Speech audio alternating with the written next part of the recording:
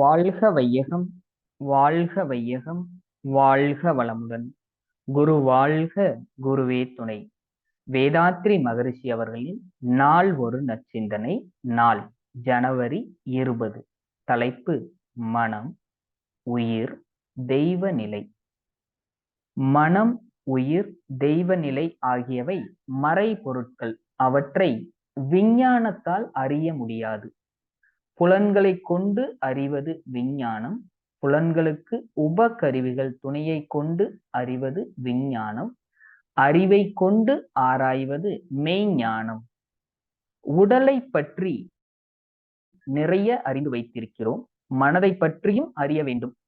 இந்த ஆராய்ச்சி உயிரை பற்றி அறிவதில் கொண்டு போய்விடும்.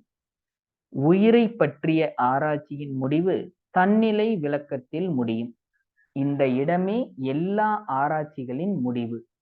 அருள் துறைக்கு உயிர் என்ற சொல்லை மையமாக வைத்து ஆன்மீகம் என வைத்திருக்கிறார்கள்.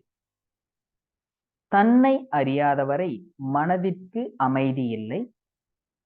ஏனெனில் இந்த பிறவி எடுத்ததின் நோக்கமே தன்னை அறிவதற்காகத்தான். தன்னை அறிய தத்துவ விளக்கங்கள் உதவியாகத்தான் இருக்கும். ஆனால் தன் மூலத்தை தானே எட்டி உள்ளுணர்வாக அகக்காட்சியாக அறிய யோகமே துணை செய்யும்.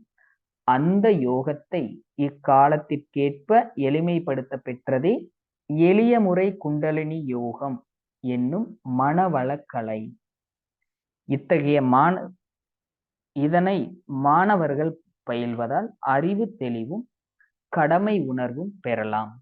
படிப்புக்கும் நன்மை தரும். பிற்கால வாழ்க்கையின் உயர்வுக்கு எப்போதே அஸ்திவாரம் அமைத்ததாகும். படிப்புக்கோ வேறு அன்றாட காரியங்களுக்கோ சிறிதும் இடையூறின்றி மனவளக்கலை பயிலலாம். இதற்கு ஒதுக்கிய சிறிது நேரம் படிக்க ஒதுக்கும் பெரிய நேரத்தையும் குறைக்க உதவும்.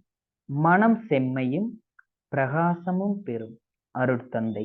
அன்பான சான்றோர் பெருமக்களே, உங்கள் குடும்பத்தில் உள்ள குழந்தைகளை அருகில் உள்ள அறிவு திருக்கோயில்கள் மற்றும் தவ மையங்களுக்கு அழைத்து சென்று இந்த எளிய முறை குண்டலினி யோகத்தை கற்பித்து அவர்கள் வாழ்வில் முன்னேற உதவி புரிந்து நீங்களும் உங்கள் அன்பு குடும்பமும் வாழ்க வளமுடன்.